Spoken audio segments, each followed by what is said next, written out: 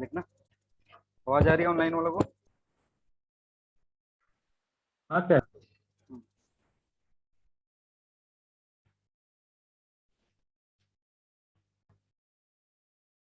देखो ratio of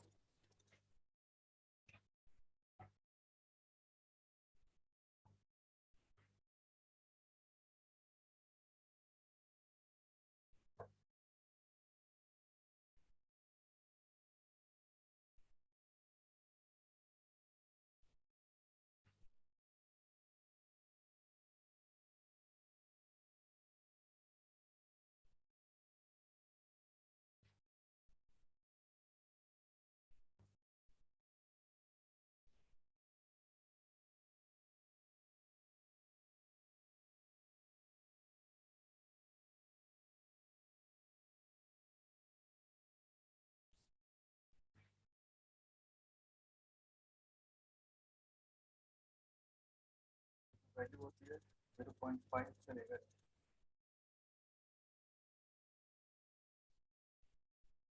इसका range होता है।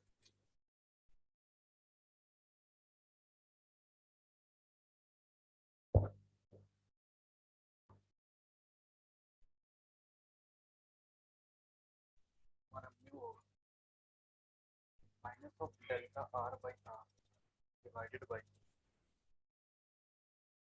Delta L by.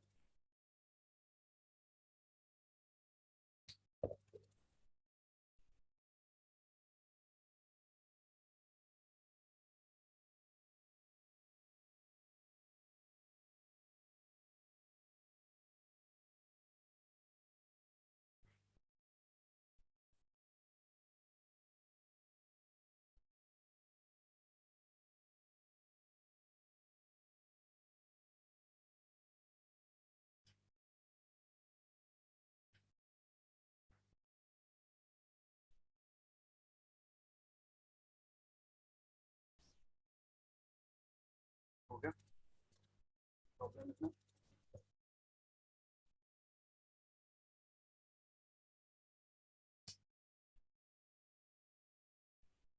Fractional change है।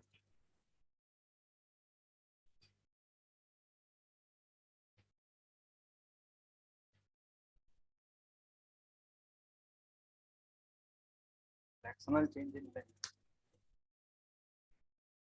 Fractional change in length due to application of force due to application of force due to application of force in in length due to application of force on a rod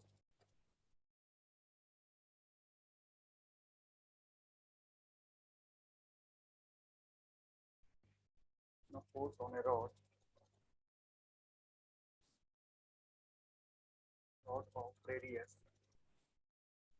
of radius 1 mm radius 1 mm is 10 raised to power minus 3 10 raised to power minus 3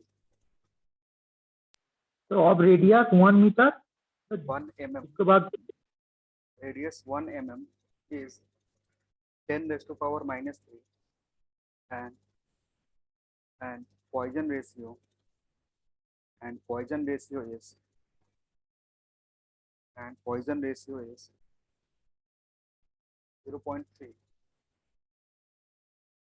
then find then find change in then find change in radius of this wire. Just change in radius of this rod. Then find change in radius of this rod.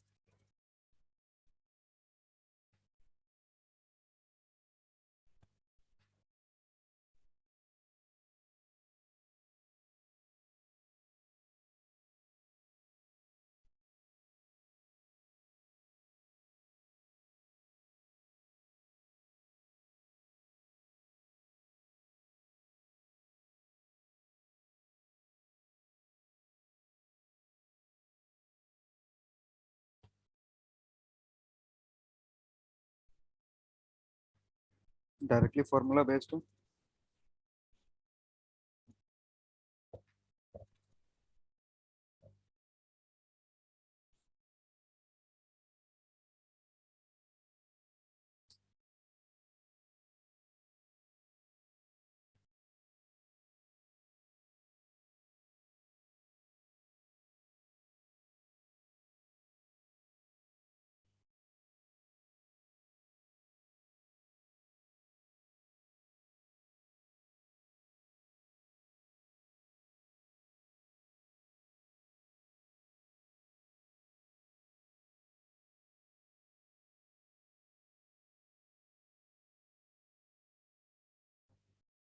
तो जैसे कि आप पूछ सकते हैं,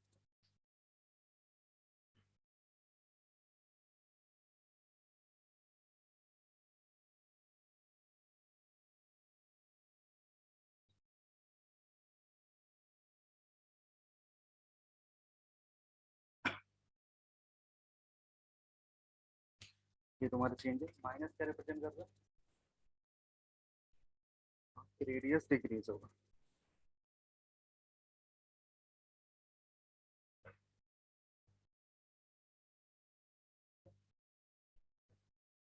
one तो क्या रखा है, आंसर एम में है, मीटर में करोगे तो मीटर का लिए कन्वर्ट करना पड़ेगा।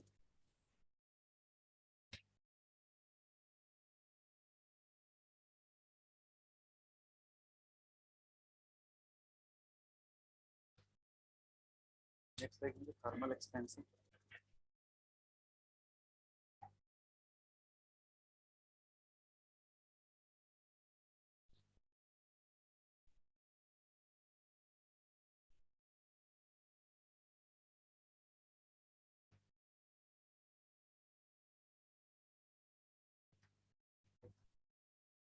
When a substance is heated, when a substance is heated, substance is heated, bracket में लिख देना विदाउट फेज चेंज।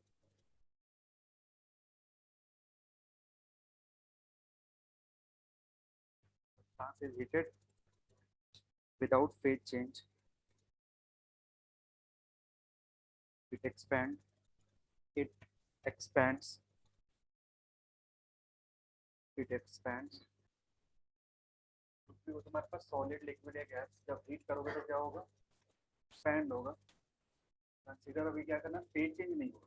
तो अगर फेज चेंज नहीं हो रहा हो, किसी भी बॉडी को हीट करते हैं तो उसका टेम्परेचर इंक्रीज करता है। ये रोड है, नेक्स्ट सीरीज लिखना थर्मल एक्सपेंशन ऑफ।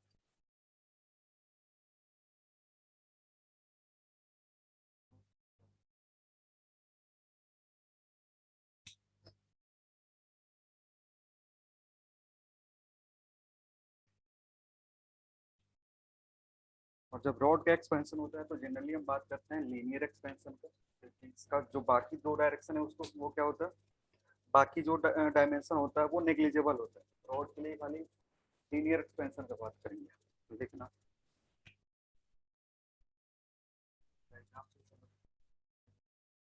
एक रॉड का टेम्परेचर T1 पे और टेम्परेचर T2 पे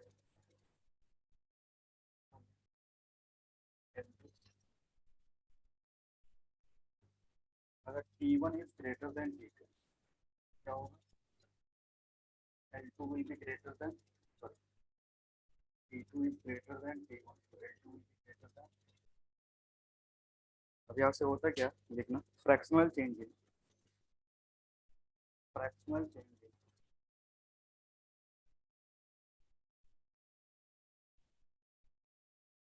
fractional change in length of rod, fractional change in length of rod, fractional change in length of rod is directly proportional to, is directly proportional to, directly proportional to change in temperature of the rod, change in temperature of the rod,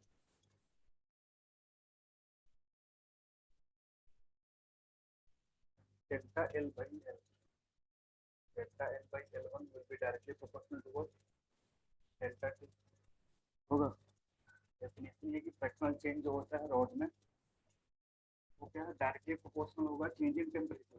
तो delta L one को क्या लिख सकते हैं, delta L को क्या लिख सकते हैं, L two minus divided by L one बराबर किससे होगा, अभी के लिए आप लिख सकते हैं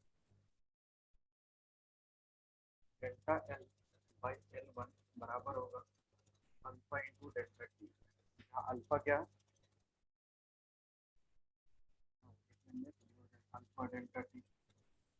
एल टू अगर तुम्हें कैलकुलेट करना है, एल टू क्या हो जाएगा, L two minus L one होगा, L one alpha delta T. L two की जो वैल्यू होगी L one plus L one alpha delta T, यहाँ पे एल वन अगर कॉमन करोगे तो one plus alpha delta T.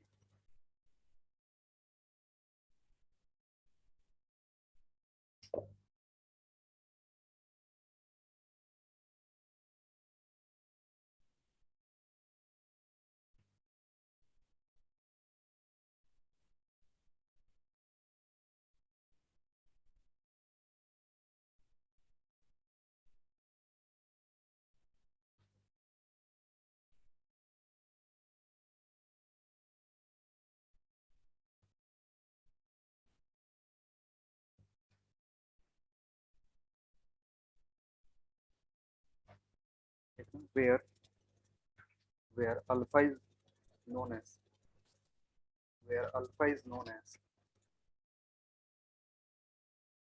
where alpha is known as coefficient of linear expansion, where alpha is known as coefficient of linear expansion, coefficient of linear expansion। Unit क्या होगा इसका, का जो unit होगा commonly use unit जो होता है degree Celsius minus one, और या फिर ऐसा यूनिट यूज करोगे तो kelvin to the power minus one.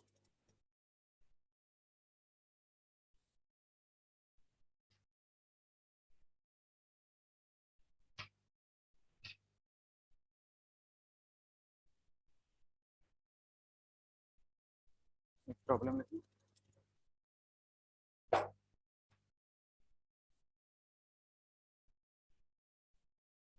लिखना difference in difference in steel rod, difference in steel rod, difference in steel rod and copper rod length, difference in steel rod and copper rod length constant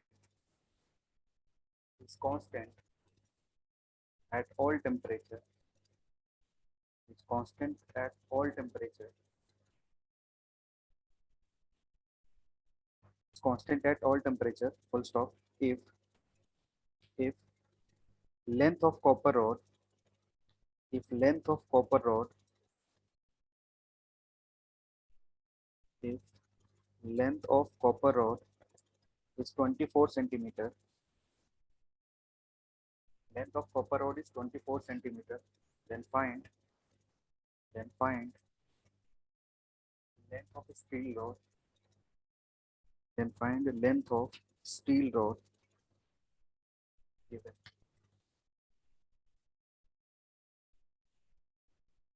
Alpha steel is equal to alpha steel is 12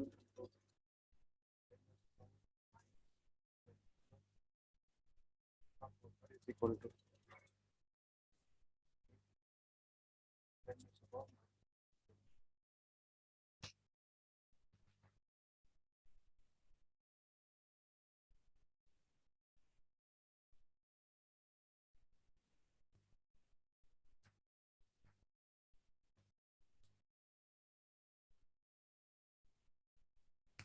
सवाल पढ़ते हुए देखो क्या पूछ रहा है।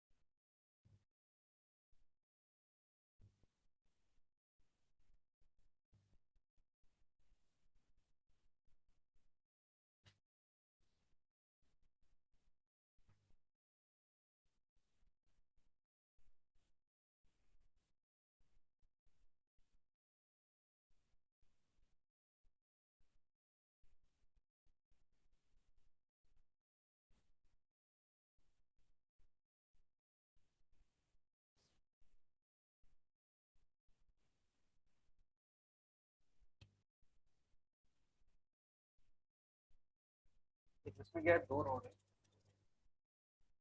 एक steel का और दूसरा क्या है, कह रहे हैं इनका जो लेंथ में डिफरेंस है वो टेम्परेचर के इंडिपेंडेंट है, टेम्परेचर पे डिपेंड नहीं कर रहा है। मान लो टेम्परेचर अभी T1 है, तो इसका कुछ लेंथ होगा, मान लो L1 और इसका L1 डैश। अभी डिफरेंस निकालोगे तो कितना आएगा, L1 डैश माइनस L1, ये डिफरेंस है तुम्हारा। अगर टेम्परेचर इंक्रीज करोगे तो इसका टेम्परेचर ये L2 हो जाएगा और दूसरे वाला क्या हो जाएगा, L2 डैश हो जाएगा। लेकिन ये कम से टेम्परेचर पे हो रहा है, T2 पे हो रहा है। अब यहाँ पे डिफरेंस देखोगे तो कितना होगा, L2 डैश माइनस L2। अब ये जो वैल्यू है और ये जो वैल्यू है, ये क्या होना चाहिए, सेम होना चाहिए। क्वेश्चन में गिवन है कि जो भी लेंथ का डिफरेंस है वो टेम्परेचर पे डिपेंड नहीं कर रहा है, सारे टेम्परेचर पे क्या कह रहा है, सेम है। तो ये डिफरेंस कौन से टेम्परेचर पे था, ये जो डिफरेंस है ये कौन से टेम्परेचर पे है, T2 पे है। दोनों क्या होना चाहिए, सेम होना चाहिए। क्वेश्चन क्या कौन, L1 डैश माइनस L1 बराबर होना चाहिए किसके, L2 डैश माइनस L2 के। अब ये जो टर्म है L2 डैश और L2 इस फॉर्म में लिख सकते हो, L1 के फॉर्म में लिख सकते हो बाई फॉर्मूला, क्योंकि ये टेम्परेचर का कौन से टेम्परेचर पे, ये टेम्परेचर है T2 टेम्परेचर पे, यानी ये लेंथ इंक्रीज होकर कहाँ तक पहुंचा, ये जो लेंथ है ये इंक्रीज होकर कहाँ पहुंचा, L2 पे। ये जो लेंथ है ये कहाँ इंक्रीज होकर पहुंचा, L2 डैश पे। तो अगर L2 डैश देखना चाहोगे तो ये क्या होगा, L1 डैश 1 प्लस अल्फा। अगर मानते हैं इसको कॉपर, ये तुम्हारा कॉपर ही है, अगर इसको कॉपर मानते हो तो alpha C U into delta T लिख सकते हैं, है कि नहीं। L2 डैश की जगह पे ये वाला टर्म लिख सकते हैं, और अगर L2 के जगह पे लिखोगे तो it will B L1 1 plus alpha square delta T, ऐसा लिख दोगे। अब एक्सपैंड करोगे तो तुम्हें क्या दिखेगा, एक्सपैंड करोगे तो इधर L1 इससे आएगा और इधर ये इससे आएगा, दोनों तरफ क्या हो जाएगा, कैंसिल आउट हो जाएगा। अब लिख दो एक और, क्या होगा, L1 dash plus L1 dash alpha copper delta T minus L1 plus minus alpha S T delta T होगा इतना। अब इधर से ये टर्म चला जाएगा और इधर से ये टर्म चला जाएगा, इसको सिंप्लीफाई करोगे तो क्या दिखेगा, L1 डैश को मैं कॉपर लिख दे रहा हूँ, कॉपर के लिए है तो copper into alpha copper delta T बराबर किससे होना चाहिए, alpha S T delta T. Delta T से फर्क नहीं पड़ेगा, डेल्टा टी दोनों तरफ क्या है, सेम है, तो ये कैंसिल आउट हो जाएगा। यहाँ पे length of copper L C U into alpha C बराबर किससे होना चाहिए, length of steel into alpha. जब भी ये कंडीशन अप्लाई होगा, जब भी ये कंडीशन क्या होगा, अप्लाई होगा, ऐसे केस में जो टेम्परेचर लेंथ में डिफरेंस आएगा हर एक टेम्परेचर पे क्या आएगा, सेम आएगा। टेम्परेचर कुछ भी रखो, कितना भी बढ़ाओ इसको फर्क नहीं पड़ेगा, बढ़ाओगे या घटाओगे। अगर अभी के लिए मान लो इसके लेंथ, इसके बीच में लेंथ लेंथ का जो डिफरेंस है वो 10 mm है, अगर ये कंडीशन सेटिस्फाई होगा ना तो हमेशा इसमें जो डिफरेंस होगा वो कितने का होगा, 10 mm का ही होगा। टेम्परेचर कुछ भी हो उसको फर्क नहीं पड़ेगा। सारी बात समझ लो। तो बाकी सारा वैल्यू दिया हुआ है, क्या क्या दिया हुआ है, अल्फा कॉपर अल्फा स्टील दिया हुआ है, लेंथ ऑफ कॉपर रोड दिया हुआ है, लेंथ ऑफ क्या पूछ रहे तुमसे, स्टील रोड पूछ रहा है। तो कैलकुलेट करो कितना आएगा, कैलकुलेट करोगे लेंथ ऑफ स्टील रोड जो आएगा इट विल बी 36 सेंटीमीटर।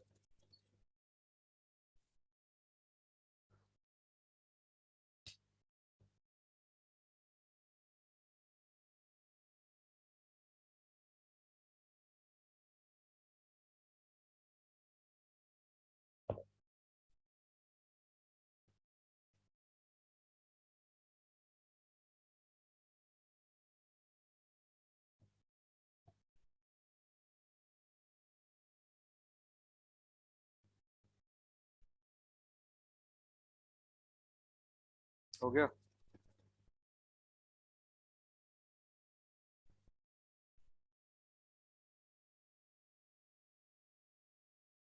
लिखना, एक और क्वेश्चन है ये।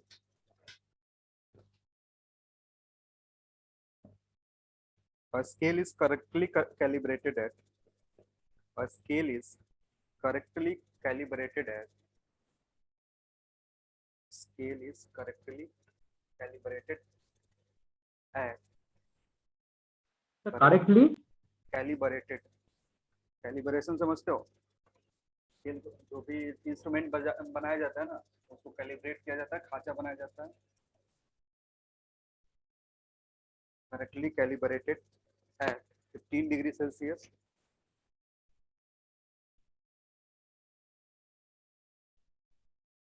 ठीक है, इसका मतलब ये है कि हमने एक स्केल लिया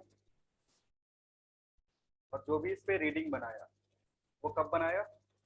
15 डिग्री सेल्सियस पे। मतलब इस ये करेक्ट रीडिंग कितने टेम्परेचर पे देगा? 15 डिग्री सेल्सियस पे। और टेम्परेचर इंक्रीज होगा डिक्रीज होगा उसके अकॉर्डिंग इसका एक्सपेंशन और कॉन्ट्रैक्शन होगा। यानी 15 डिग्री सेल्सियस को छोड़ करके कहीं और रीडिंग लोगे तो क्या होगा? उसके चलते रीडिंग में वो एक्चुअल रीडिंग नहीं आएगा। ठीक है, तो लिखना,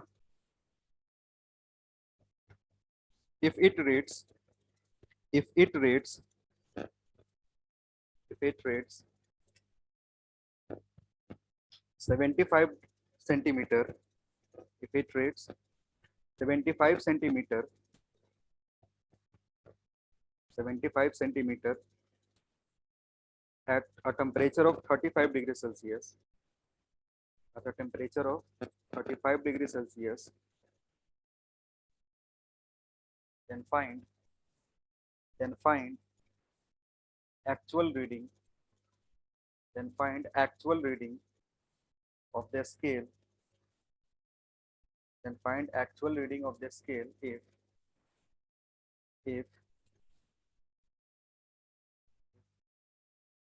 alpha is equal to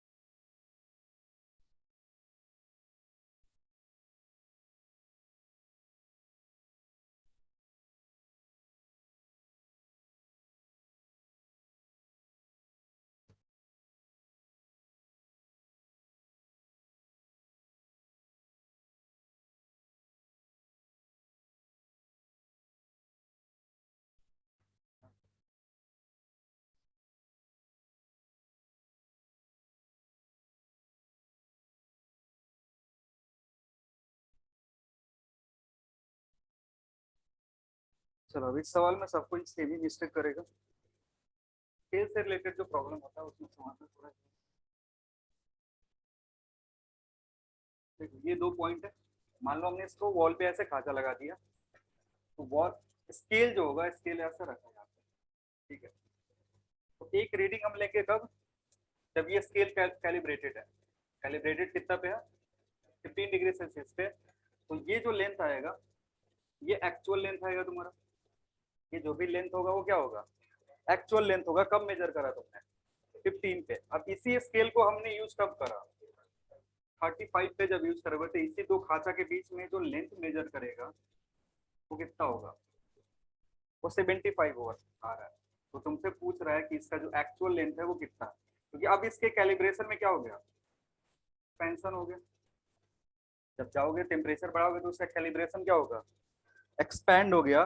तो जितना लेंथ होना चाहिए उतना ये मेजर करेगा नहीं। अब यहाँ पे कंडीशन क्या है कि ये कम मेजर करेगा या ज्यादा मेजर करेगा? जो रीडिंग यहाँ पे आ रही है वो कम है या ज्यादा है? ज्यादा। एक्सपैंड हो गया ना। देखो पहले क्या करता, जब ये फैलेगा तो यहाँ जो खांचा है ये लेंथ जो है ये क्या होगा? इंक्रीज होगा। यानी अब जो यहाँ रीडिंग आएगी वो रीडिंग क्या आएगी? कम आएगी ना। यानी एक्चुअल लेंथ जो आना चाहिए आंसर में that must be greater than 75। तो पीछे में रोक देते हो, आके तुम ही पढ़ा लो। अरे भाई पढ़ा ही रहे हैं बीच में वेट करना होता है ना। गोली नहीं खाए हो क्या पेशेंस का? कार्टून हो क्या? क्या बता रहे? हाँ देखो क्या हो रहा है, जब ये एक्सपेंशन होगा तो जो रीडिंग आया ना, रीडिंग जो आएगा 75 सेंटीमीटर, वो एक्चुअल रीडिंग से क्या होगा? कम होगा, क्योंकि अब क्या हो रहा है ये खांचा एक्सपेंड हो गया। और जब खांचा एक्सपेंड होगा, मान लो अभी के लिए 10 कोइंसाइड करता है, ये एग्जांपल बता रहे हैं कि नॉर्मल पे 10 कोइंसाइड कर रहा होता, तो जब ये एक्सपेंशन होगा तो इसके कोरोस्पॉन्डिंग कितना कोइंसाइड करेगा? 10 से कम ही कोइंसाइड करेगा। तो जो रीडिंग होगा अब तुमको रीडिंग क्या दिखेगा? कम दिखेगा। आ रही बात समझ में? तो एक चीज तो, जब भी इस तरीके का क्वेश्चन हो ना, स्केल वाला जो भी क्वेश्चन हो, तो इसमें सबसे पहले जो रीडिंग है तुम्हारा, टेम्परेचर अगर इंक्रीज हो रहा होगा ना तो actual reading will be always greater than, actual reading जो होगा वो अपेरेंट रीडिंग से हमेशा क्या होगा? ज्यादा होगा। ठीक है। तो जिसने भी आंसर बताया था 75 डिवाइडेड बाई 1.004, उसका क्या हो गया? गलत हो गया। ठीक है। ये जो है ये क्या हो गया? गलत हो गया, क्योंकि अगर इसको सिंप्लीफाई करोगे तो it will be less than 75, और ऐसा हो नहीं सकता।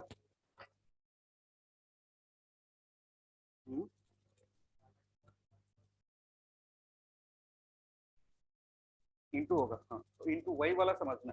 अब देखो इसमें होता क्या कि मान लो, लिखना late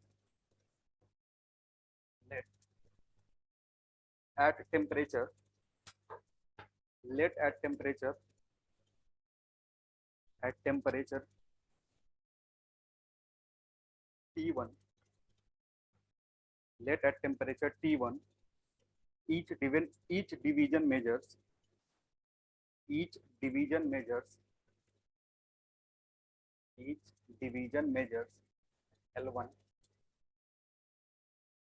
each division measures L1, and at temperature T2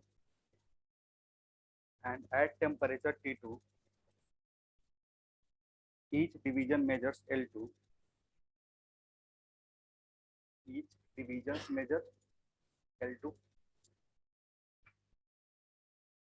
ठीक है। अभी हम क्या कर रहे हैं ना, दो डिवीजन के बीच में पहुंच गए। तो हमने नॉर्मल टेम्परेचर पे देखा, मतलब जब कैलिब्रेटेड टेम्परेचर है दैट इज 15 डिग्री सेल्सियस, वहां पे कुछ लेंथ मेजर कर रहा होगा। और जब 35 डिग्री सेल्सियस पे जाओगे तो यही डिवीजन क्या हो गया? इंक्रीज हो गया। यानी अब ये कितना मेजर करेगा? मतलब जो ये जो लेंथ है डिवीजन के बीच में जो लेंथ है वही क्या हो गया? इंक्रीज हो गया। सारी बात समझ में? अब यहाँ से फॉर्मूला लिखते हैं जो अभी तुम पढ़े हुए हो, वहां से L2 जो होगा क्या होगा? L1 into 1 plus alpha delta T होगा। जो लेंथ इंक्रीज हुआ ये इनिशियल था, ये फाइनल था। अब हम एक डिवीजन में पहुंच गए, एक डिवीजन में चेंज होगा, वो पूरे रीडिंग में रिफ्लेक्ट होगा। तो L2 जो आएगा इस फॉर्मूला से आएगा।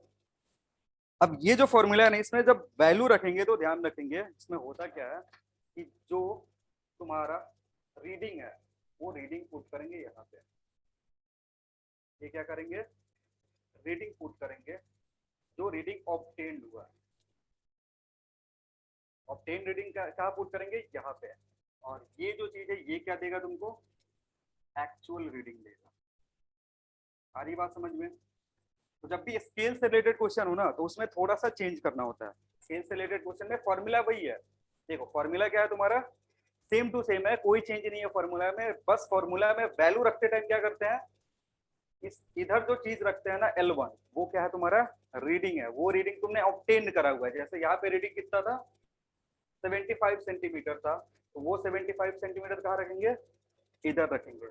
और ये रखने के बाद L2 की जो वैल्यू आएगी वो वैल्यू क्या देगी तुमको, एक्चुअल रीडिंग देगी। क्योंकि अभी हम स्केल से डील कर रहे हैं, जो लेंथ है रॉड का उससे डील नहीं कर रहे हैं, क्योंकि रीडिंग क्या होता है, रीडिंग एक्सपैंड करेगा, उसके चलते जो वैल्यू आएगी वो क्या आएगी, कम आएगी। जो होना चाहिए था वो नहीं आएगा। जो तुम मेजर करोगे वो मेजर्ड वैल्यू एक्चुअल वैल्यू से क्या होगा, कम होगा। तो ये फॉर्मूला बस किसके लिए है, जब भी स्केल होगा, स्केल से रिलेटेड कुछ भी क्वेश्चन आएगा तो उसमें ये चेंज कर देना।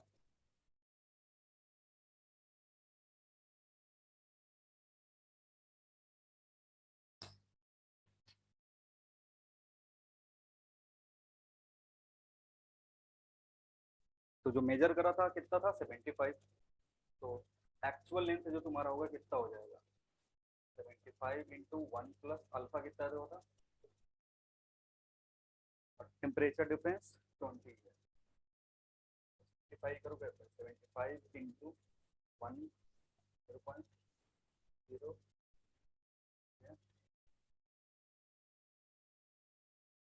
हाँ तो सिंप्लीफाई कर लेना।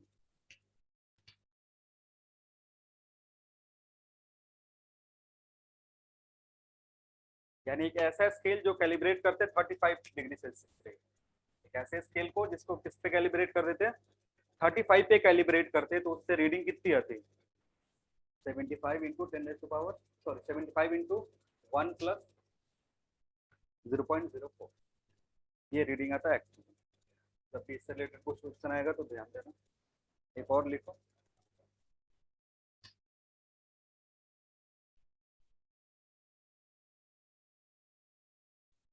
लिखना find find find change in find change in time period find change in time period of a pendulum clock, find change in time period of a pendulum clock pendulum clock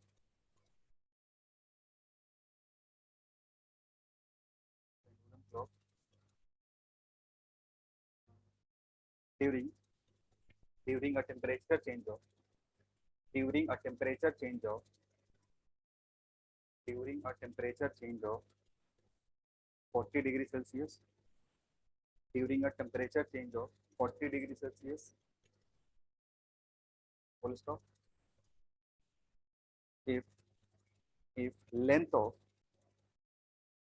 if length मत लिखो, if string लिख लो, if string of pendulum is made of string of pendulum is made of brass, brass का alpha है पिछले वाले question में दिए हुए हैं, वो डायरेक्टली यूज कर सकते हैं। String of pendulum is made of brass, made of brass BRASS,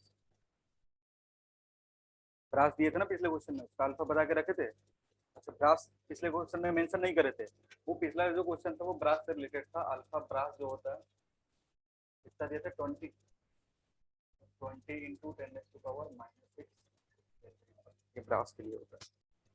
लेकिन वैल्यू याद रखने की जरूरत नहीं है, वो दे देगा क्वेश्चन में।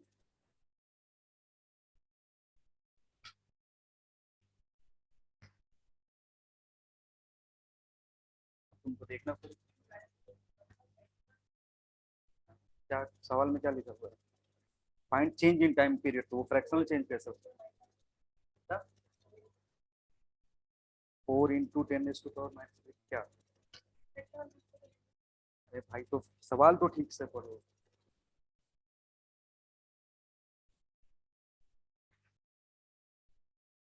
लेंथ 1 मीटर कंसीडर कर,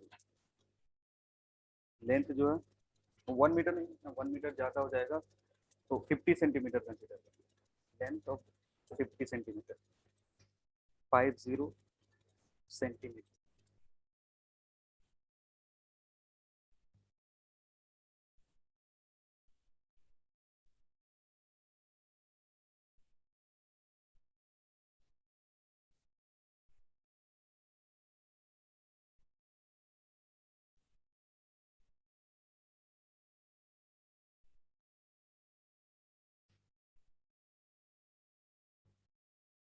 ये जो भी सवाल करा है इसमें सब में कुछ ना कुछ थ्योरी है।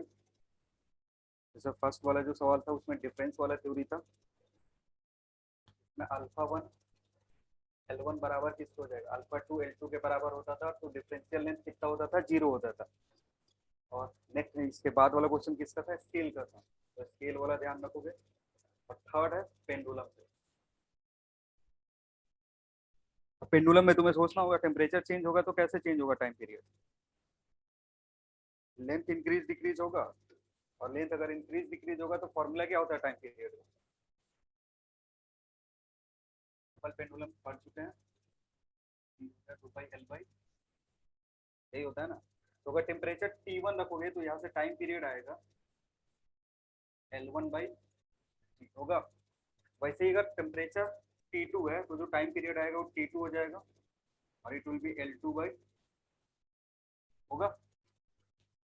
अब यहाँ से जो L2 है, मान लो ये कौन से टेम्परेचर पे था, T1 पे है, और ये कौन से टेम्परेचर पे है, T2 पे है। ये टाइम पीरियड T1 टेम्परेचर पे लेंथ L1, ये टाइम पीरियड T2 टेम्परेचर पे लेंथ कितना है, L2 है। यहाँ से इस L2 को इस L1 के फॉर्म में लिख सकते हो, 2 पाई L1 1 plus alpha delta T होगा, डिवाइडेड बाई, ये तुम्हारा इक्वेशन नंबर 1, ये इक्वेशन नंबर 2। अगर दोनों का रेशियो लोगे तो जो जो कॉमन है वो कैंसिल आउट हो जाएगा। दोनों का अगर रेशियो लेते हो तो 2 पाई चला जाएगा, जी और जी चला जाएगा, L1 और L1 जाएगा। इसका और इसका रेशियो ले रहे हैं, जो भी कॉमन है उसको क्या कर सकते हो, कैंसिल आउट कर सकते हो। तो T1 बाई T2 जो होगा, 2 पाई चला गया, L1 L1 जी जी चला गया, तो बचेगा root under 1 plus alpha delta, ये बचेगा। उल्टा लिख दिए क्या, उल्टा हो गया तो इसको 2 बाई, अब इसको ऐसे भी लिख सकते हो 1 प्लस अल्फा डेल्टा टी का पावर, हाँ कर सकते हैं। और ये जो टर्म होता है ये बहुत ही छोटा होता है, क्योंकि अल्फा देख लो कितना है, अल्फा का पावर -6 है, ठीक है। तो ये टेम्परेचर 40 है, अगर कितना भी वैल्यू रखोगे ना तो ये जो टर्म होगा ये वेरी वेरी लेस देन 1 होगा। तो इसमें क्या अप्लाई कर सकते हो, बाइनोमियल एक्सपेंशन। और बाइनोमियल एक्सपेंशन क्या करते हैं, जो भी पावर है यहाँ के मल्टीप्लाई हो जाता है।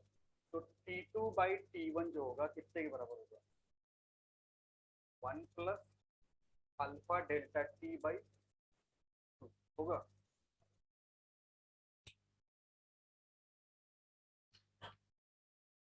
T2 बाई T1 जो होगा it will B 1 plus alpha delta T divided by 2। T2 कितना हो जाएगा, T1 plus alpha delta T into T1 divided by, और तुमसे क्या पूछ रहा है, चेंज पूछ रहा है, यानी इसको ला करके क्या करो, T2 माइनस T1 तो alpha delta T divided by,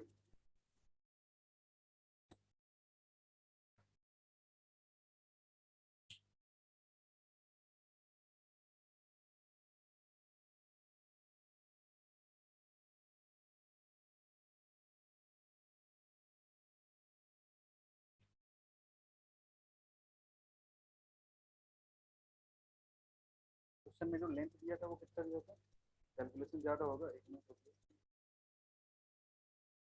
तो कैलकुलेशन कम करना हो तो क्या ले सकते हैं, T1 निकालोगे तो थोड़ा कैलकुलेशन ज़्यादा हो जाएगा ना। T1 का फॉर्मूला क्या होगा, 2 पाई, वैल्यू कितना दिया था तुमको 50 सेंटीमीटर, एक मिनट उसको मॉडिफाई कर कितना कर दे, 40 होने से हो जाएगा, कैसे हो जाएगा, पाई आएगा, पाई को भी हटाना है, तो जो पाई को भी कैसे हटाना है, ये जो जी होता है वो किसके बराबर होता है, पाई स्क्वायर के होता है ना, लिख सकते हैं ना। तो इसको क्या कर दिया, अगर मैं पाई कर दूँ एल इक्वल्स टू पाई तब हो जाएगा। इसमें जो 50 सेंटीमीटर दिया है उसको क्या कर दोगे, पाई मीटर कर दोगे, पाई स्क्वायर करते, पाई स्क्वायर करोगे तो 2 पाई आ जाएगा सीधे,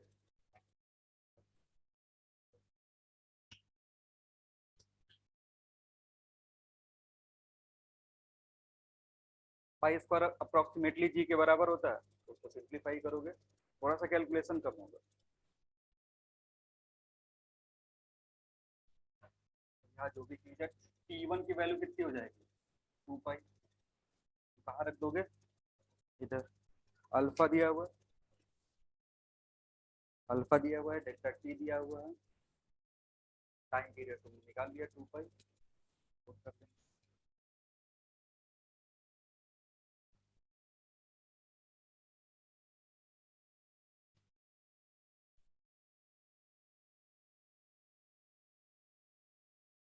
एक फॉर्मूला तुम्हारे पास ये इंपॉर्टेंट है तुम्हारे लिए। एक दूसरा यहाँ से और भी देख सकते हो कि T2 minus T1 divided by T1, इसको क्या बोलते हैं, डेल्टा टी बाई T1 बराबर किससे होगा, अल्फा डेल्टा टी बाई 2, और इसको क्या बोलते हैं, फ्रैक्शनल चेंज।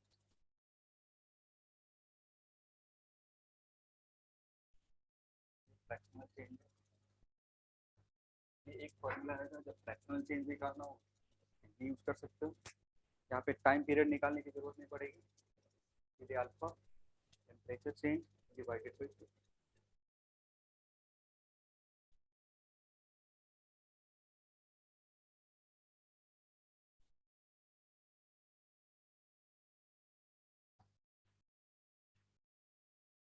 हो गया। देखो इतना सब ना करने की जरूरत भी नहीं थी, इसको डायरेक्ट कहाँ से कर सकते थे, जो रिलेशन होता है ई का जो रिलेशन है कितना है 2 pi root over L by G है ना, यहाँ से जो भी चेंज होगा ये देख लो, डेल्टा टी बाई टी जो होगा it will be half delta L by, ये होता है ना, उससे भी करते तो ये चीज होता है, इसमें इधर अल्फा से मल्टीप्लाई कर देते वो सारा टर्म दिख जाता, तो इससे भी कर सकते थे, लेकिन हमने जो प्रॉपर है वो पूरा ये मेथड सॉल्व करा, क्योंकि ये जो टर्म है हम इसको किससे रिप्लेस कर सकते हो, डेल्टा एल बाई एल बराबर किससे था, अल्फा डेल्टा टी के, ये पढ़े थे ना, यानी ये पूरा रिजल्ट उठा करके यहाँ रख देते तो सीधे डेल्टा टी बाई टी कितने के बराबर होता है 1/2 अल्फा डेल्टा टी, जो हमने इधर पूरा कैलकुलेशन करके निकाला है, इधर से भी डायरेक्टली कर सकते हैं।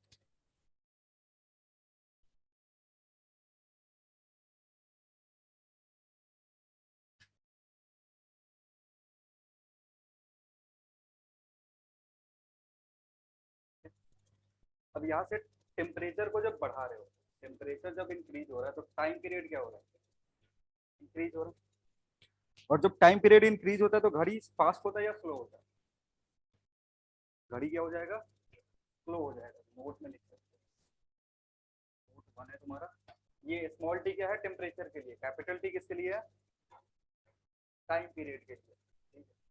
तो जो घड़ी होगा तुम्हारा,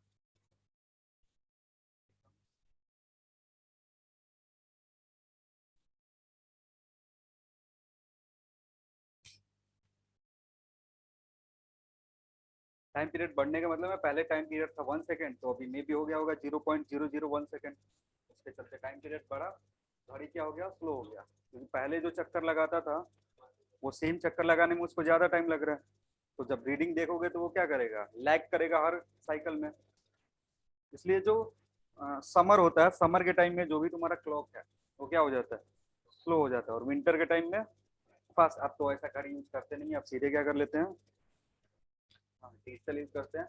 और इस इफेक्ट को कम करने के लिए जो भी वॉचेस थे उसमें एक मटेरियल लगाया जाता था जिसको बोलते हैं इंफ्रारेड, ये मटेरियल स्पेशली वॉच में लगाने के लिए यूज होता था, जो भी हमारा एनालॉग वॉच है ना, इन्वार एक ऐसा मटेरियल है जिसका अल्फा अप्रोक्सीमेटली 0 होता है, अगर अल्फा 0 है तो इसका एक्सपेंशन ऑलमोस्ट नेग्लिजिबल है, और अगर नेग्लिजिबल है तो फिर जो टाइम पीरियड में चेंज है वो कितना होगा, नेग्लिजिबल होगा, इसलिए घड़ी समर विंटर कभी भी चेंज यूज करो उससे ज़्यादा फर्क पड़ेगा, यही चीज़ लिख लो, दूसरा लिखने की जरूरत नहीं है।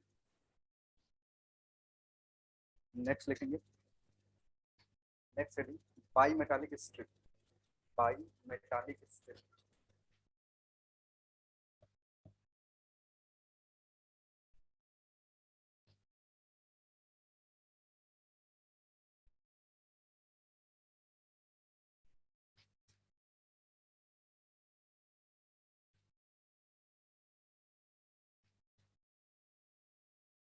बाई मेटालिक स्ट्रिप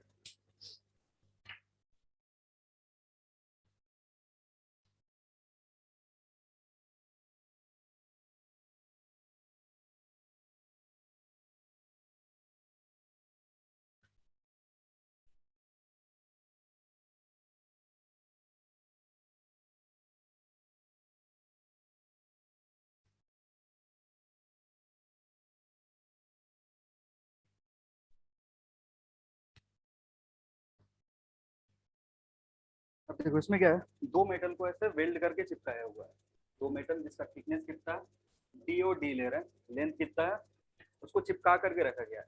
अब इसमें क्या है ना कि एक का अल्फा 1 है और दूसरे का अल्फा 2 है। अब देखो यहाँ से क्या हो रहा था, जो फॉर्मूला हमने लिखा था लेंथ में चेंज का, L1 जो था या L delta L by L था, it is directly proportional to, तो अगर जिसका अल्फा ज्यादा होगा का फ्रैक्शनल चेंज उसमें जो लेंथ में चेंज होगा क्या होगा, ज्यादा होगा, क्योंकि L तो दोनों के लिए कांस्टेंट है, अभी के लिए फिलहाल जो L लिया है वो क्या है, कांस्टेंट है। तो अल्फा जिसका ज्यादा उसका लेंथ ज्यादा इंक्रीज होगा, और जिसका अल्फा कम उसका लेंथ कम होगा। अब ये दोनों क्या करा है ना, वेल्ड करके रखा गया है, वेल्डिंग करके रखा गया है, तो इसके चलते क्या होता है, ये बेंड हो जाता है ऐसे। अब जो शेप दिखेगा वो कैसा दिखेगा, जैसे ही टेम्परेचर T1 से कहा पे गए T2 पे गए, तो इसका जो शेप स्ट्रेट था, अगर alpha 1 is greater than alpha 2, तो ऊपर वाला जो मेटल है वो ज्यादा एक्सपेंड होगा, और उसके कोरिस्पॉन्डिंग में ये जो मेटल होगा क्या होगा, कम एक्सपेंड होगा, जिसके चलते ये पूरा बॉडी जो है बाई मेटालिक इस शेप का हो जाएगा, कर्वेचर फॉर्म करेगा ऐसे। ठीक है, यहाँ पे ये थिकनेस जो तुम्हारा था ये कितना था, और ये भी थिकनेस कितना था।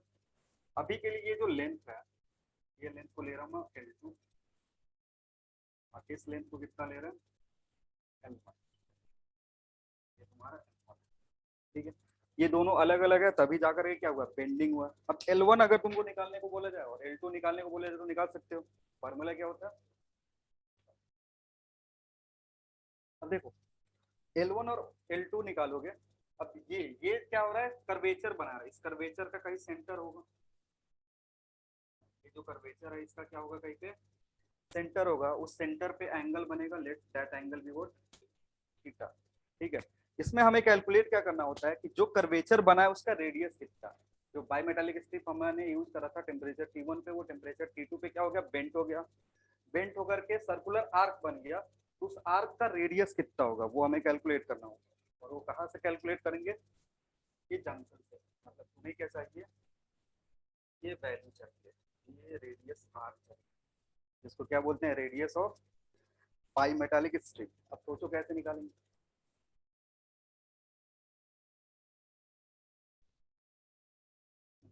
L1 L2 निकाल सकते हो। अगर L2 निकालना होगा, फॉर्मूला देखो मैं लिख दे रहा हूँ, फॉर्मूला होगा L इंटू 1 प्लस अल्फा, एक मिनट, अल्फा 1 ऊपर वाला है ना,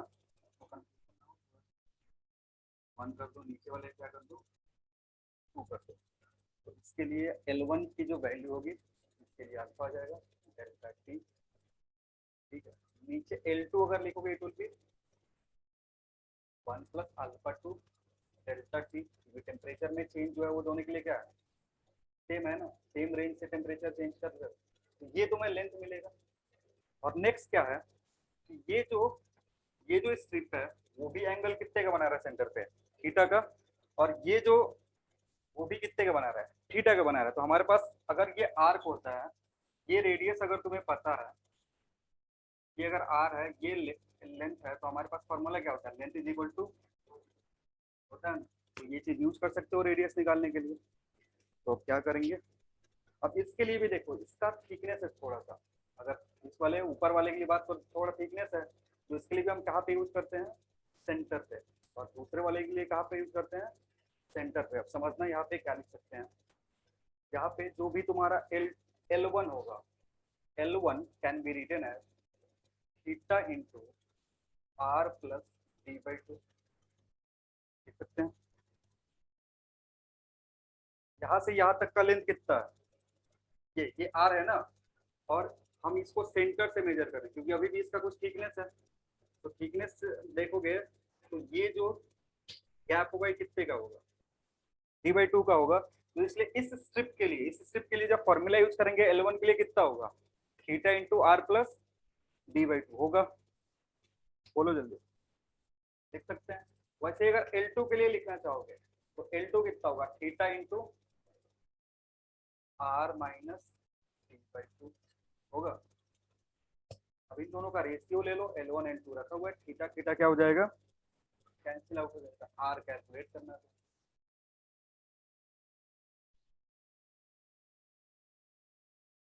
समझ में आ रहा है क्या कर रहे हैं? वो d/2 प्लस और d/2 माइनस क्यों हुआ वो समझ में आ रहा है?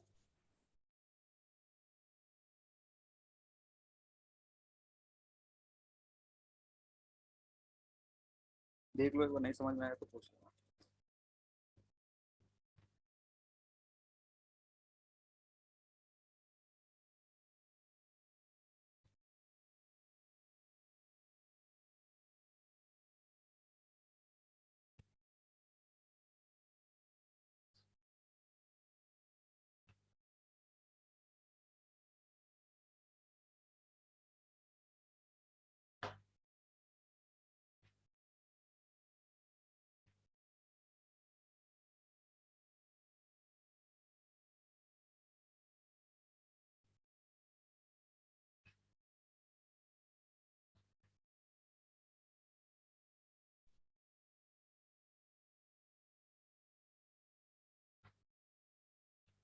सारे फॉर्मूला को यूज करोगे, यहाँ से रेडियस जो आएगा इट विल बी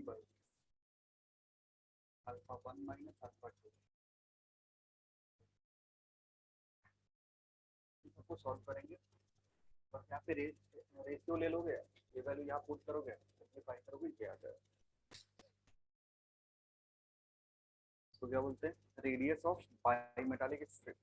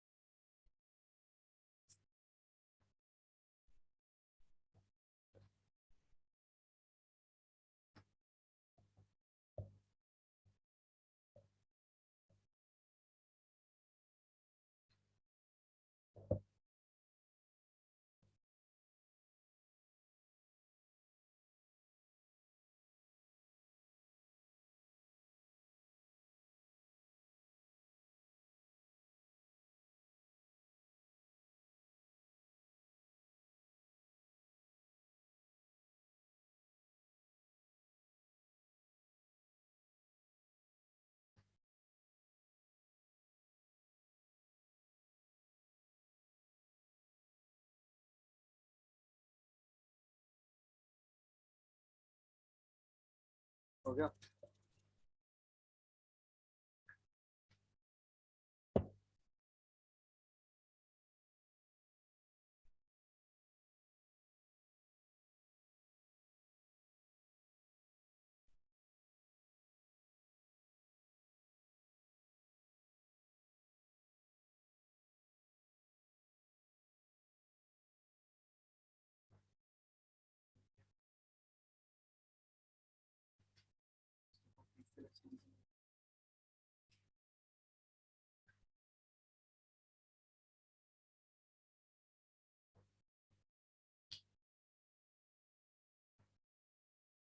ये 2D ऑब्जेक्ट के लिए यूज होगा। प्लेट हो गया, अगर तुम्हारे पास एक प्लेट है,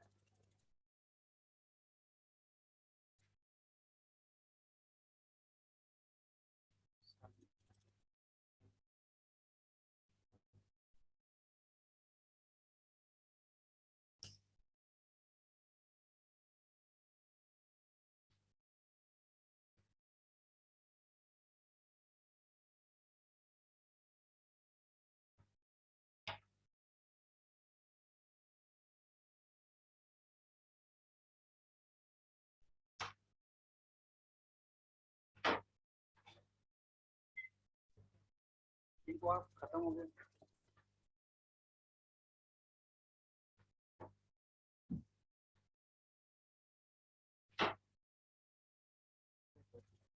तो अगर टेम्परेचर अभी T1 है, तो टेम्परेचर इंक्रीज करोगे तो लेंथ भी इंक्रीज होगा। और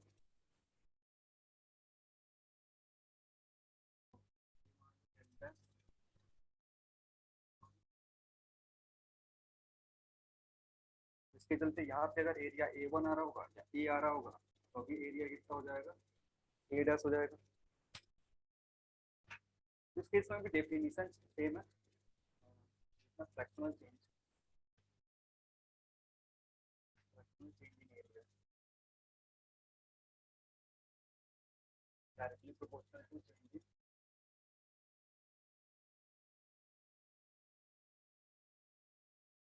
फ्रैक्शनल चेंज इन एरिया क्या होगा,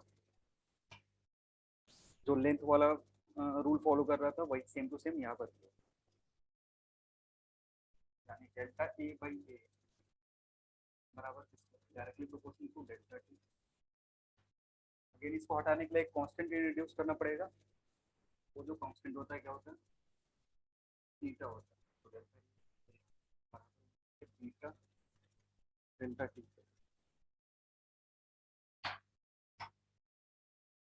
तो सिंप्लीफाई करो, T dash will be A into 1 plus theta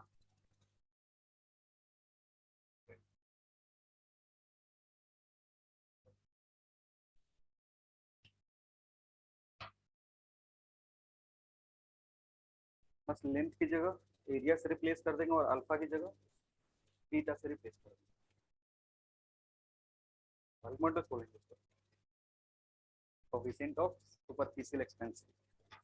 यहाँ पे थीटा का मतलब है coefficient of surface expansion, area expansion या फिर सुपरफिशियल एक्सपेंशन।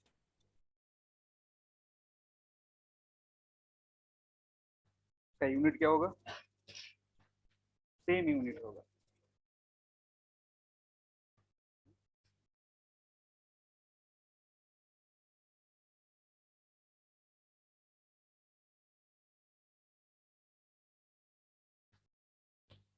हो गया, लिखना भी है where beta is coefficient of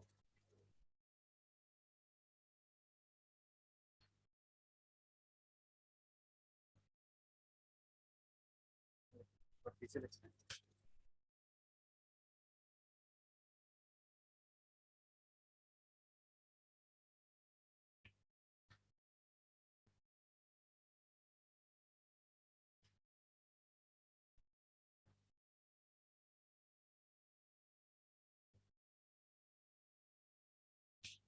alpha and beta में रिलेशन देखेंगे।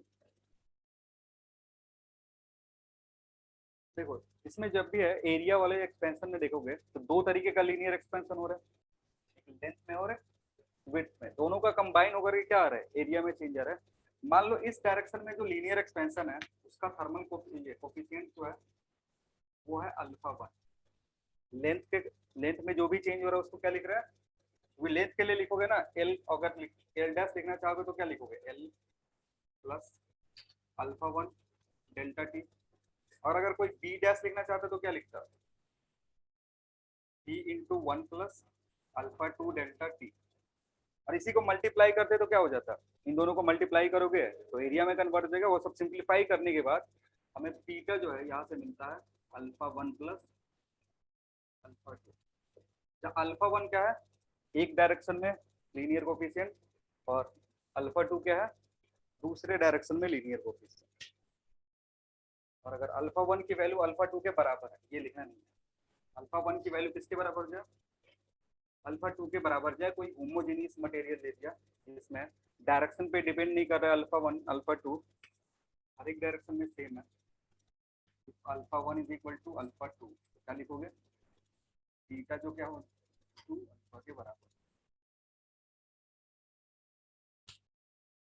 तो जब भी इसके बेसिस पे क्वेश्चन आएगा तो ध्यान दे देना कि अल्फा सारे डायरेक्शन में सेम है या फिर अलग अलग है। अगर सेम होगा तो बीटा कितने के बराबर होगा, 2 अल्फा के बराबर। और अगर डिफरेंट होगा तो अलग अलग जो वैल्यू दिया रहेगा वो पुट कर देंगे।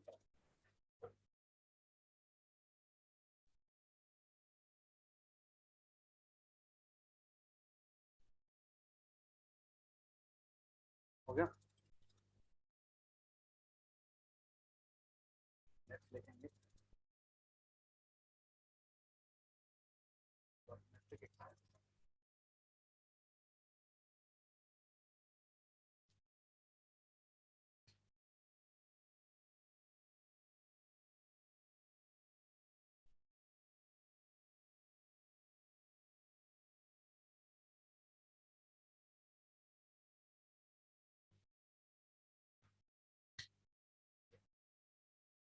टेम्परेचर T1 पे एक क्यूब है,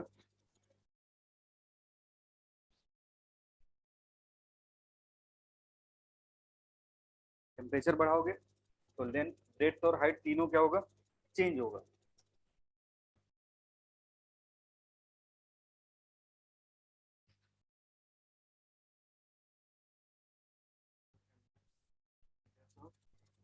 टेम्परेचर अभी क्या हो गया, T2 हो गया।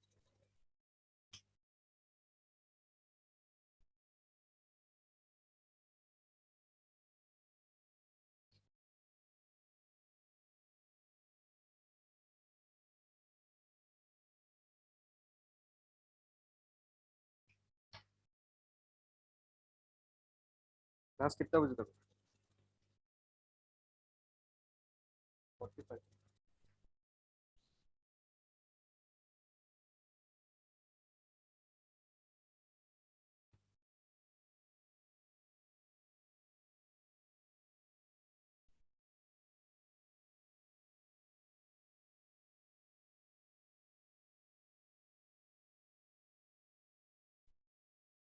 तो करने में इतना मेहनत करते हैं।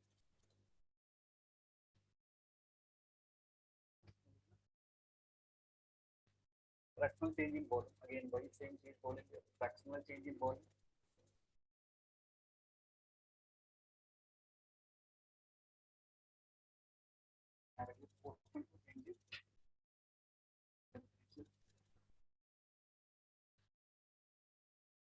डेल्टा V बाई टी जो होगा directly proportional to delta T होगा। अगेन इस साइन ऑफ प्रोपोर्शनलिटी को हटाने के लिए क्या करना पड़ेगा, तो यहाँ से क्या आएगा, थीटा डेल्टा, तो यहाँ गामा होता है, गामा डेल्टा टी।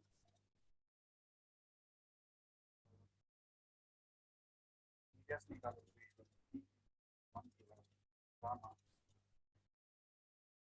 स्टार्टिंग का वॉल्यूम और फाइनल वॉल्यूम कितना ले रहे हैं,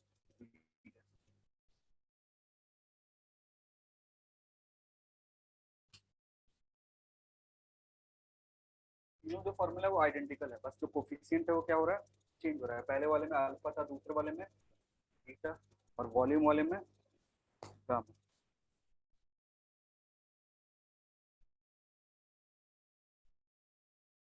तो इसमें कुछ नया नहीं पढ़ रहे हैं, जो पुराना पढ़ के रखे थे, लेंथ वाला इंक्रीज, वही सारा चीजें।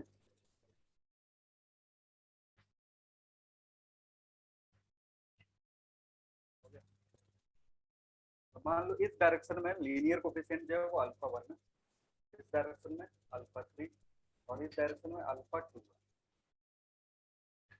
लेंथ के अलोंग जो thermal coefficient of linear expansion वो कितना ले रहे हैं, अल्फा 1।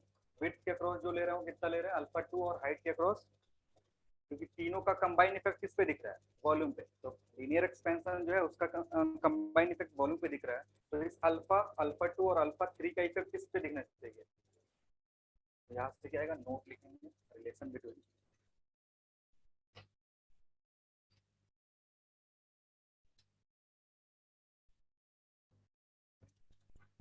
अल्फा एंड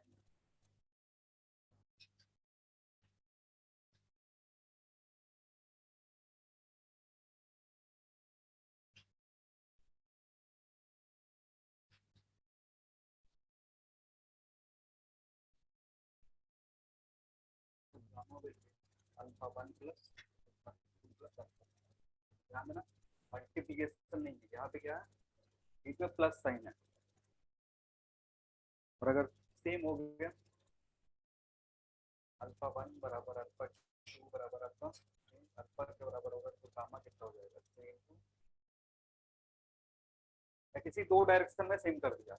जैसे अगर यहाँ पे दे देता alpha 1 is equal to alpha 2 equal to alpha, और अल्फा 3 ऐसे छोड़ देता, अल्फा 3 मान लो ऐसे ही खाली है, ये इन दोनों के बराबर नहीं है, तो गामा कितना हो जाएगा, 2 अल्फा प्लस अल्फा 3। इसी दो को सेम कर दिया 2 अल्फा, तीनों को सेम कर दिया 3 अल्फा दिया।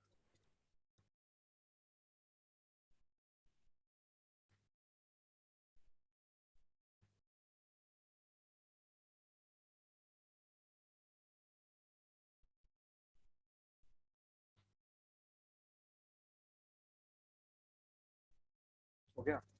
नेक्स्ट देखेंगे।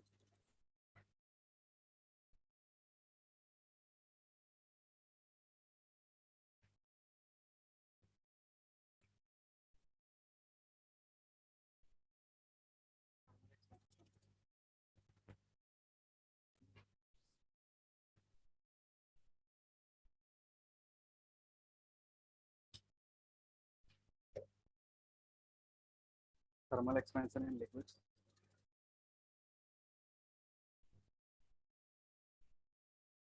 अभी तक जो हम पढ़ रहे थे ये सॉलिड के केस में था। सॉलिड में जो थर्मल एक्सपेंशन होगा जैसे रॉड हो गया, क्यूब हो गया, या फिर स्क्वायर प्लेट, रेक्टेंगुलर प्लेट हो गया, उसमें जो एक्सपेंशन होगा किस तरीके से होगा। अभी जो है लिक्विड में एक्सपेंशन देखिए। अब लिक्विड के साथ क्या है ना कि जब भी इसका एक्सपेंशन चेक करना होता है इसको कहाँ रखते हैं, कि कंटेनर में रखेंगे। अब कंटेनर को हीट करोगे तो कंटेनर खुद एक्सपेंड हो जाएगा, ठीक है। और उसके बाद ये हीट ट्रांसफर हुआ किसको, फ्लूइड को। पहले जब भी हीटिंग करते हैं तो कंटेनर हीट होता है और ये हीट होकर के एक्सपेंड हो गया। उसके बाद क्या मिला, फ्लूइड को टेम्परेचर मिलना शुरू होगा तो फ्लूइड अब क्या करेगा, फ्लूइड एक्सपेंड करेगा। तो इसमें होता क्या है कि जब इसका एक्सपेंशन करते हो ना दो पार्ट होता है। पहले फ्लूइड एक्सपेंड करेगा जिसके चलते वॉल्यूम जो होगा, जो मतलब इसका हाइट है थोड़ा सा क्या हो जाएगा, फॉल होगा। ये कब तक हो रहा होगा, जब तक कंटेनर हीट लेगा। कंटेनर हीट लेगा, कंटेनर एक्सपेंड करेगा, कंटेनर का वॉल्यूम क्या हो गया, बढ़ गया। अब उसके बाद का क्या प्रोसेस होगा, अब ये बढ़ गया तो उसके बाद इंक्रीज किसमें शुरू होगा, जब फ्लूइड हीट लेना यानी जब लिक्विड हीट लेना शुरू करेगा तो इसका एक्सपेंशन होगा। और जब इसका एक्सपेंशन होगा ना, समझ लो, जब इसका एक्सपेंशन होगा तो जो कंटेनर है उसका एक्सपेंशन लिक्विड के रेस्पेक्ट में नेग्लिजिबल हो जाएगा। क्यों, क्योंकि जो लिक्विड में है उसमें एक्सपेंशन ज्यादा होता है। लिक्विड के बीच का जो इंटरमोलिकुलर फोर्स क्या होता है, कम होता है। जब ये हीट लेना शुरू करा, इनिशियल स्टार्ट हुआ इसके एक्सपेंशन से, क्योंकि डायरेक्टली अभी हीट को किसको दे रहे हो, कंटेनर को देकर दे रहे हो। तो कंटेनर हीट करा, वॉल्यूम एक्सपेंड हो गया। अब हीट मिलने लगा फ्लूइड को, तो जब फ्लूइड को हीट मिलेगा, लिक्विड को हीट मिलेगा तो ये एक्सपेंड करेगा। और जब ये एक्सपेंड कर रहा होगा तो इसका जो एक्सपेंशन होगा, कंटेनर का जो एक्सपेंशन होगा वो क्या हो जाएगा, उसके रेस्पेक्ट में नेग्लिजिबल हो जाएगा। तो जब भी लिक्विड की बात होती है ना, लिक्विड का एक्सपेंशन का हम बात करते हैं तो जनरली हम अपैरेंट एक्सपेंशन का बात करते हैं। अपैरेंट एक्सपेंशन का क्या मतलब होता है, expansion in this liquid with respect to container. जो भी एक्सपेंशन हो रहा है किसमें, लिक्विड में, वो किसके रेस्पेक्ट में देख रहे हैं, जिस कंटेनर में रखे हुए उसको। क्योंकि इस वाले टर्म को क्या करना पड़ेगा, घटाना पड़ेगा। तो जब फाइनल एक्सपेंशन आएगा उसमें दोनों पार्ट आ जाएगा ना, लिक्विड भी एक्सपेंड करा और इनिशियली जो कंटेनर है वो भी एक्सपेंड करा था।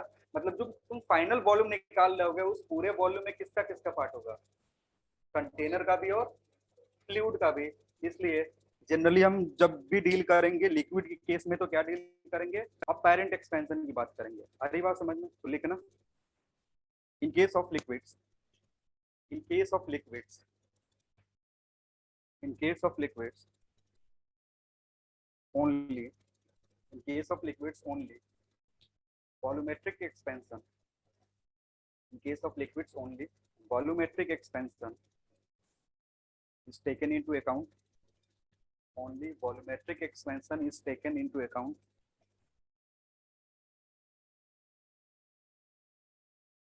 इस केस में हम किसका बात करेंगे, खाली वॉल्यूमेट्रिक एक्सपेंशन का। जो लीनियर एक्सपेंशन और सरफेस एक्सपेंशन को क्या कर रहे हैं, नेग्लिजिबल होता है, नेग्लेक्ट करते हैं, इसमें अनडिफाइंड होता है। और अगेन डेफिनेशन वही सेम है कि फ्रैक्शनल जो चेंज होगा वॉल्यूम में वो किसके बराबर होगा, कि मास तो कांस्टेंट रहेगा ना। दोनों केस में देखोगे तो मास क्या रहेगा, मास कांस्टेंट होगा, यानी रो इनिशियल वॉल्यूम इनिशियल बराबर किसके होगा, रो फाइनल वॉल्यूम फाइनल। अब यहाँ से एक चीज पक्का है कि अगर वॉल्यूम इंक्रीज होगा तो रो क्या होगा, डिक्रीज होगा। आ रही बात समझ में। तो यहाँ से अगर वॉल्यूम का इक्वेशन ला लेते हो तो वहां से रो का भी इक्वेशन ला सकते हो, है ना। तो जो भी डेफिनेशन है वो सेम टू सेम रहेगा, fractional change in what, fractional change in volume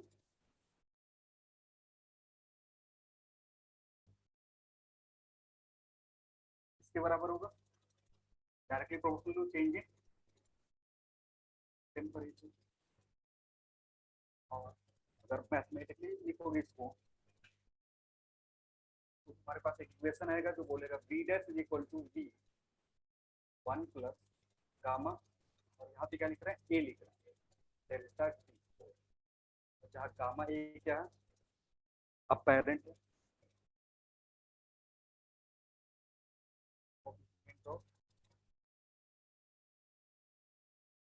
of what volume expansion.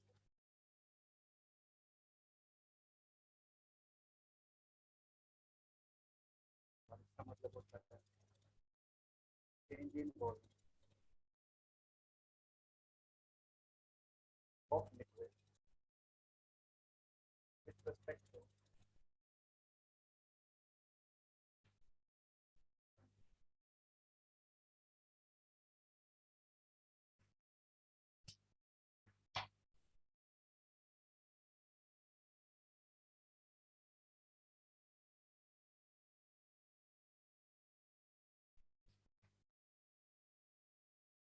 relation होता है gamma apparent is equal to gamma actual minus gamma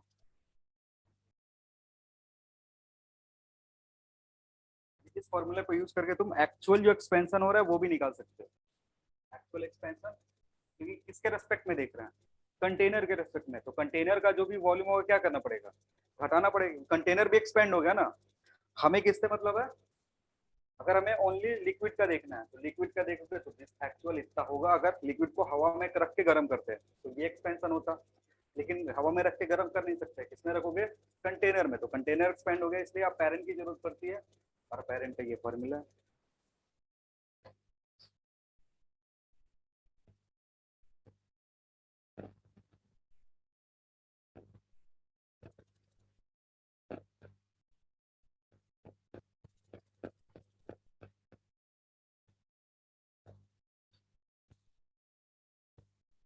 हो गया तो sir question gamma apparent to gamma water minus gamma container actual gamma A C T actual है वो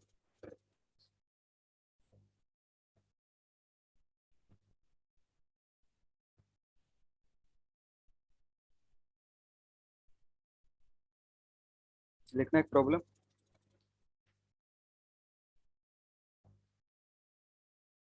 volume of glass volume of a glass vessel filled with volume of a glass vessel filled with vessel या container दोनों में से कोई लिख सकते हो volume of a glass vessel filled with mercury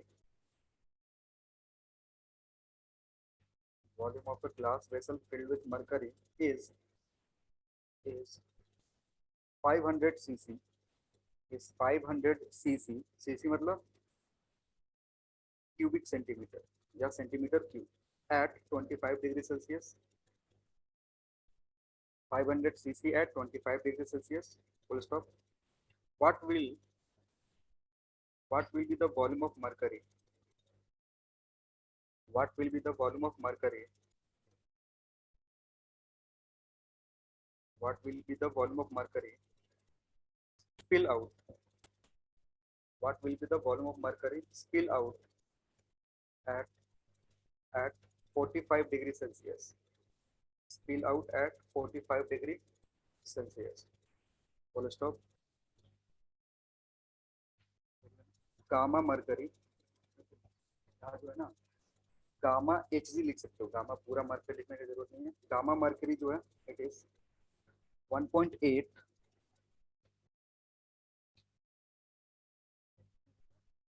1.8 into 10 raised to power -4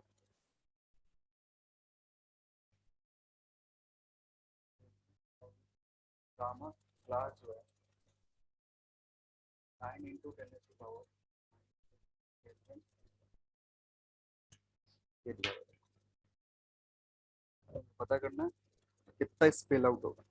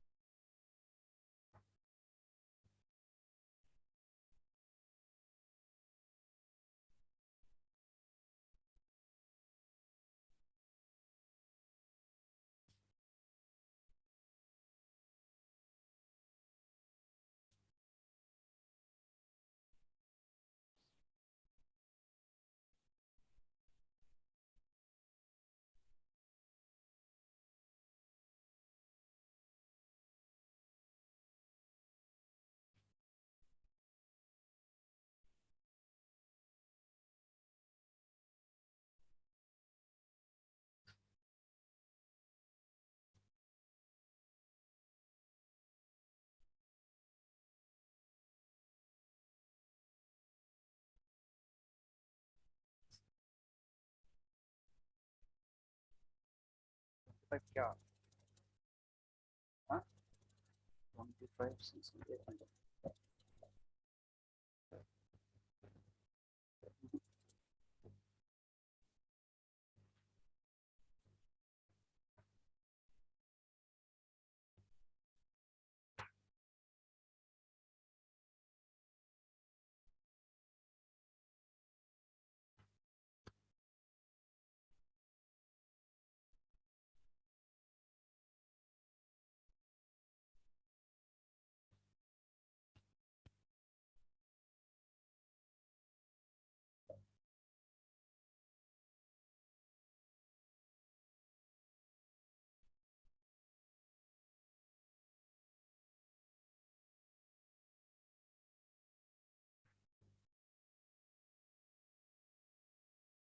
calculation ज़्यादा है।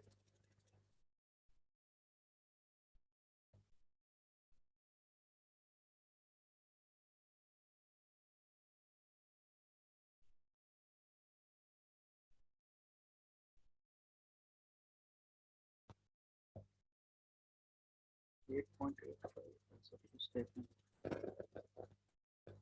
ना 8.85 टेम्परेचर रेंज एक बार क्या कहती है बता। टेम्परेचर अगर रेंज यही तो फिर से कैलकुलेट करो, कुछ गलती करे।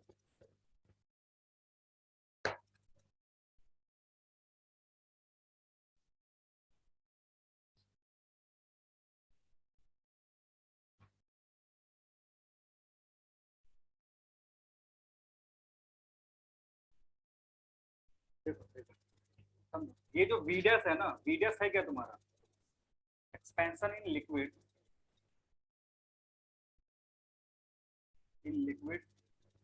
विथ रिस्पेक्ट टू कंटेनर, यही है। क्योंकि यहाँ जो ए यूज कर रहे हो, गामा ए यूज कर रहे हो और पेरेंट यूज कर रहे हो, उसका डेफिनेशन इधर ब्रैकेट में लिखा हुआ था।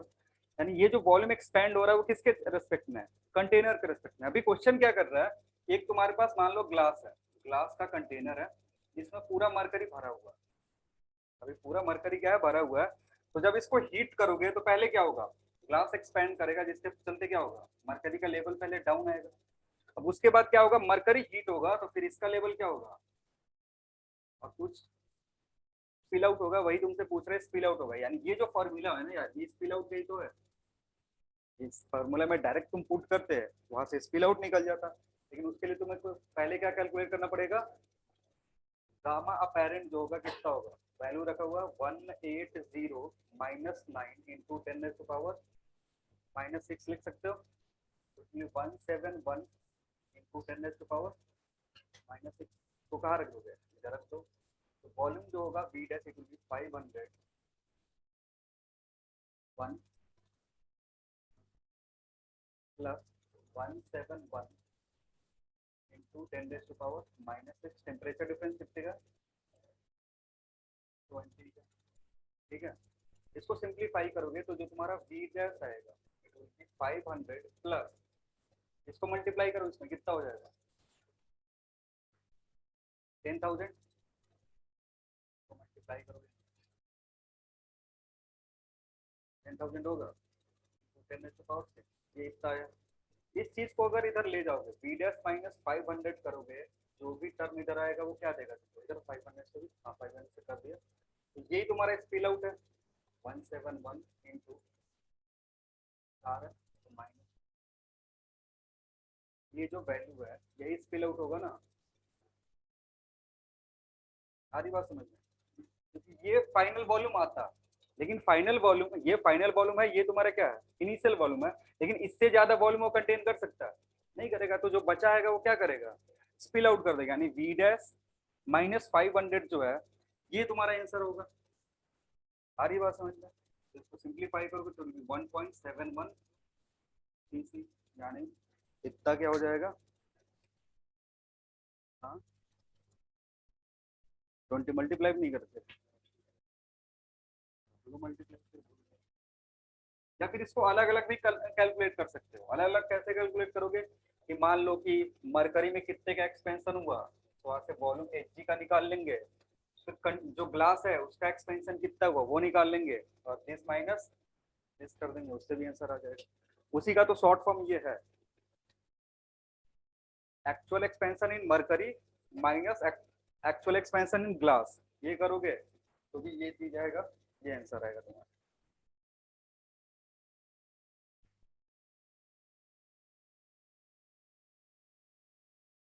हो गया, चलो फिर आज रखते इतना ही, बाकी करेंगे अगले क्लास में। Thank you everyone.